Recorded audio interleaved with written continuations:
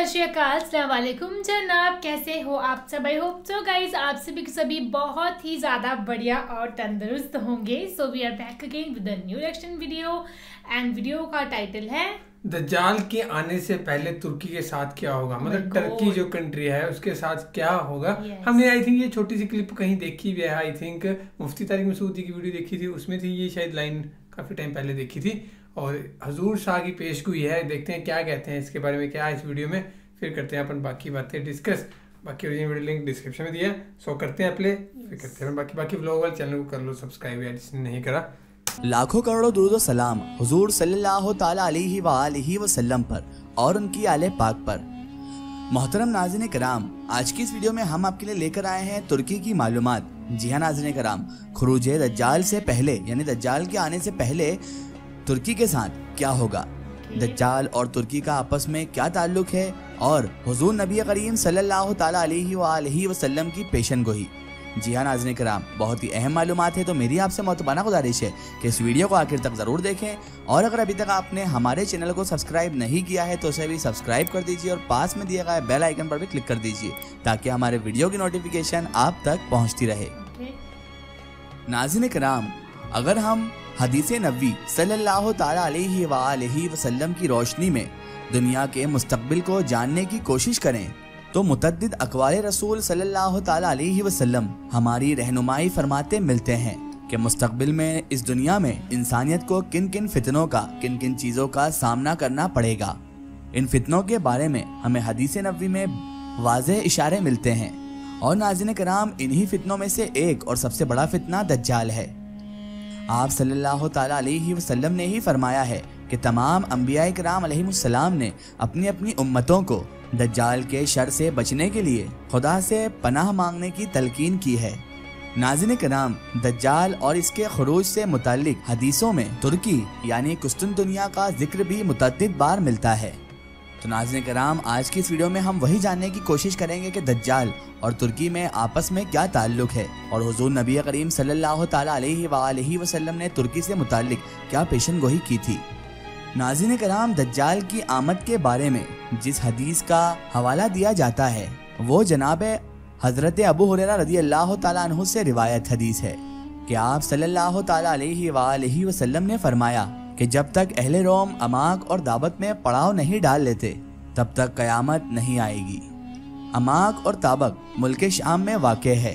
जब मदीने से एक लश्कर उनके मुकाबले के लिए पहुंचेगा तो रोमी कहेंगे कि तुम हमारे और इनके बीच में मत आओ क्योंकि ये तो अपने दीन से फिर चुके हैं।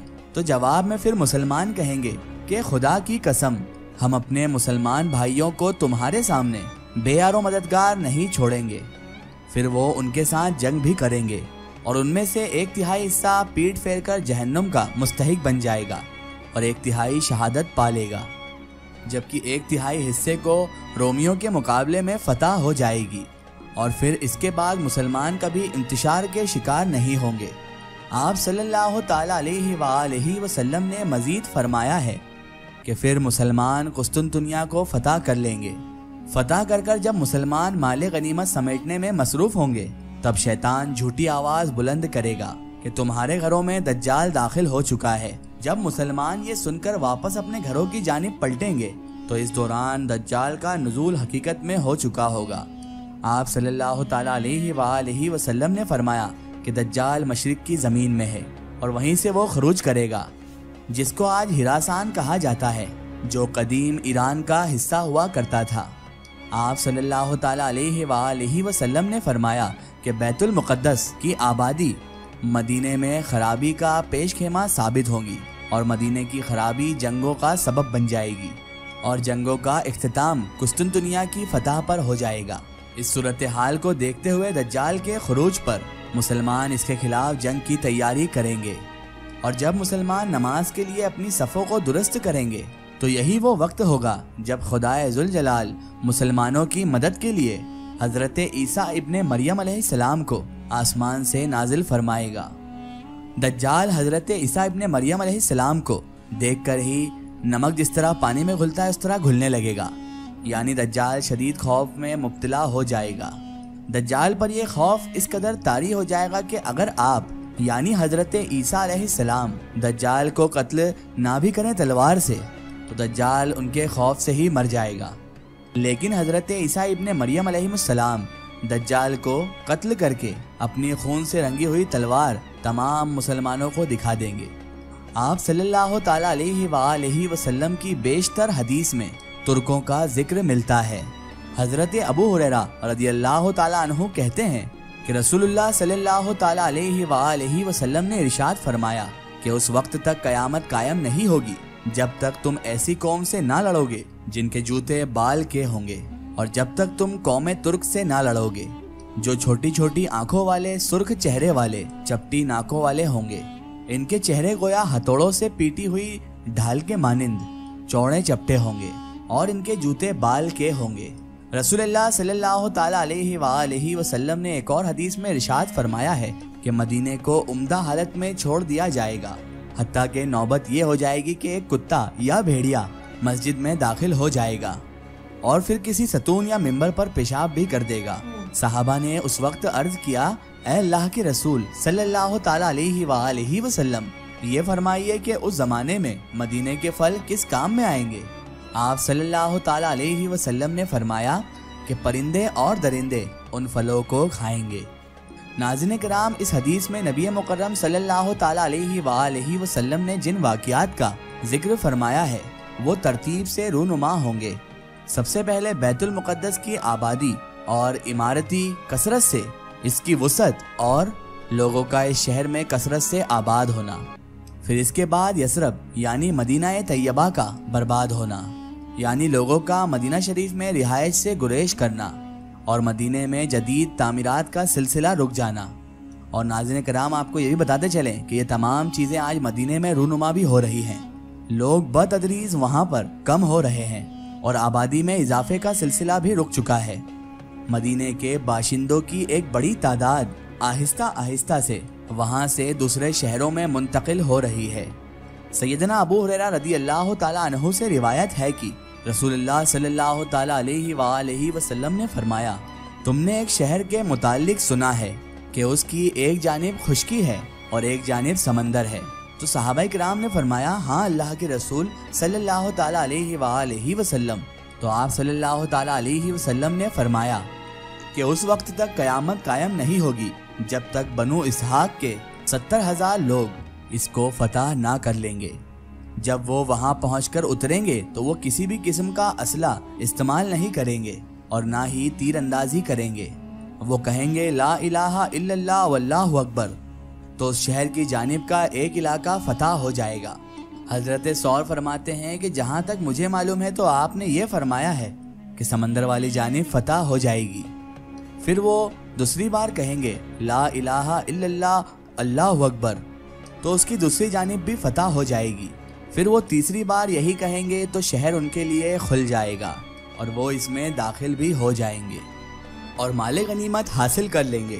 जिस वक्त वो माले गनीमत तकसीम कर रहे होंगे तो कोई उन्हें पुकार कर कहेगा कि दज्जाल निकल आया है, तो मुसलमान हर चीज़ को छोड़कर अपने घरों को लौट आएंगे।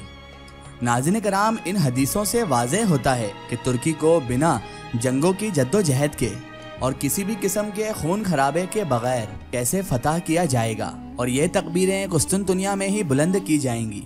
इन रिवायात से ये बात भी वाज़ेह हो जाती है कि आखिरी ज़माने में शाम और तुर्की का एक अहम किरदार है, लेकिन जो तरतीब और इसका जो नक्शा है जो नबी पाक हज़रत मोहम्मद मुस्तफ़ा सल्लल्लाहु ताला अलैहि वसल्लम ने बताया है उसके मुताबिक तो ये जगह अब इस उम्मत के पास कुछ देर की ही मेहमान है।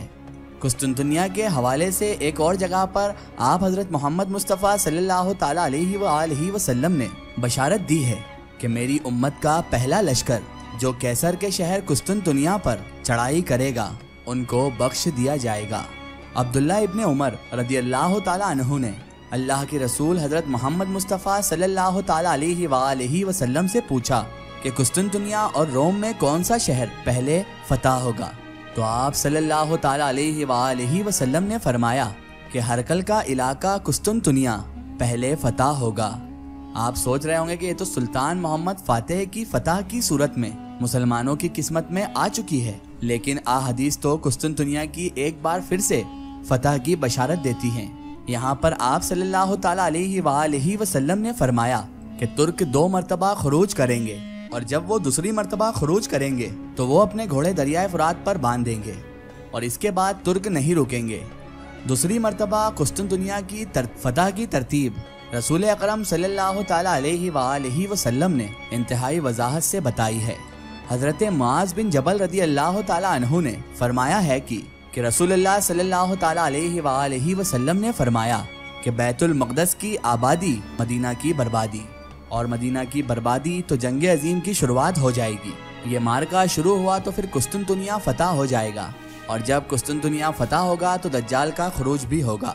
फिर आप सल्लल्लाहु ताला अलैहि वसल्लम ने अपना हाथ हजरत मुआज रदी अल्लाह ताला अन्हु के रान पर मारा और फरमाया, ये ऐसे ही यकीनी है जैसे तुम्हारा यहाँ पर होना या बैठना यकीनी है। बेशक हुजूर नबी करीम सल्लल्लाहु ताला अलैहि वसल्लम की जुबान मुबारक से निकला हुआ एक एक लफ्ज सच होता नजर आ रहा है और आज बिल्कुल वैसा ही माहौल पैदा हो चुका है जैसा कि 1450 साल पहले आप सल्लल्लाहु ताला अलैहि वसल्लम ने फरमाया था। अल्लाह ताला से यही दुआ है कि अल्लाह ताला हम सबको ये थी वीडियो एंड उन्होंने काफ़ी ज़्यादा इस चीज़ के संकेत को क्या बोलते हैं इंग्लिश में, संकेत बोलते चले हिंदी में, संकेत दिए हैं दज्जाल के क्या कि वो जब आएगा तुर्की में क्या क्या होगा। तो सबसे पहली बात जो है मुस्लिम्स लोग हैं जो भी ये इस कम्युनिटी के लोग हैं बहुत ज़्यादा मदीने को एक शुद्ध है ना वो चीज़ मानते हैं, पवित्र चीज़ मानते हैं। सो वहाँ पे जाके मतलब कुत्ते वगैरह सब जाएं वहाँ पे जाएंगे है ना एंड जो मदीने के फल होंगे वो दरिंदे एंड पशु वगैरह खाएंगे। सो ये सब कुछ उन्होंने निशानियाँ बताई कि बिना जंग लड़े ही तुर्की के ऊपर वो अपना मतलब कि जीत पा लेंगे। हाँ। और अच्छा मैं एक चीज़ और सोच रहा था कि जैसे इसराइल और मतलब यहूदियों और इस मुस्लिमों में बहुत सी मिलती चीज़ें हैं ना, मतलब एक तरीके के मतलब ये नमाज पढ़ते हैं है ना और एक ही अपने मसीह में एक ही भगवान में विश्वास करते हैं ये, लेकिन फिर भी इनकी लड़ाई ऐसी है ना भाई साहब, मतलब ये यहूदी चाहते हैं कि हम इस्लाम पे कब्जा कर लेना किसी तरह से दज्जाल आ जाए क्योंकि दज्जाल को अपना मसीहा मानते हैं। तो इस तरीके से वो यही चाहते हैं कि ये कर ले हम वो कर ले। तो पता नहीं जो भी है, बस ये है कि हमें अपनी, मैं बहुत वीडियोज़ में बोलते आया हूँ और मैं हमेशा यही बोलता रहूँगा कि अपने आप में आप पॉजिटिविटी रखिए, आप खुद से अच्छी चीज़ें करते रहिए, कोई भी कुछ भी नहीं करेगा। बस ये है कि जो भी है चीज़ें जो गलत हैं ना, जो हमारी बुक्स में लिखी हैं, अपनी जो भी बुक्स होती हैं हिस्टोरिकल जो भी बुक्स हैं हमारी उनमें लिखी हुई हैं, तो उन चीज़ों को मानते रहे है ना कि जो भी गलत चीज़ें लिखी हैं वो चीज़ बिल्कुल नहीं करनी है। जो अगेंस्ट लिखी हुई है ना, भगवान के अगेंस्ट है या फिर जो सोसाइटी के अगेंस्ट है या दुनिया के अगेंस्ट है, वो चीज़ नहीं करनी चाहिए और बस अपने आप से अच्छा करें, सब कुछ अच्छा होता रहेगा। तो बाकी यही था इस वीडियो में, होप सबको रिएक्शन पसंद आया। वीडियो हमें सजेस्ट करते रहें, कुछ दिनों के लिए बिजी हैं इसलिए थोड़ा टॉपिक्स भी ऐसे वैसे चल रहे हैं, इसलिए आप समझ सकते हो ना, मतलब कि फटाफट से हम काम कर रहे हैं, एक दिन में हमें ज़्यादा वीडियोज़ बनाना पड़ रही हैं। आगे नेहा का बर्थडे भी आ रहा है, आप सभी को पता है, तो उसके लिए भी कुछ है सरप्राइज, वो आप देखना ब्लॉगिंग वाले चैनल पे। तो गेस भी करना कब बहने का बर्थडे, वो क्या बोलते हैं कमेंट डाउन में लिखना, देखते हैं कौन कौन डेकोरेट होता है, कौन कौन है जिन्हें पता है, जो नेहा से ज़्यादा प्यार करता है। वैसे तो कमेंट्स में बहुत करते हैं नेहा बिग फैन, नेहा बहुत प्यारी हो, ऐसे से देखते हैं। नेहा का बर्थडे आ रहा है कुछ ही दिनों में, बस डेट आपने बताया कुछ दिन, मतलब यही 2 4 5 6 7 8 दिन में, तो वो आपने बताना है। तो गाइस वीडियो में ना था, thank you so much for watching the video, मिलते हैं नेक्स्ट वीडियो में।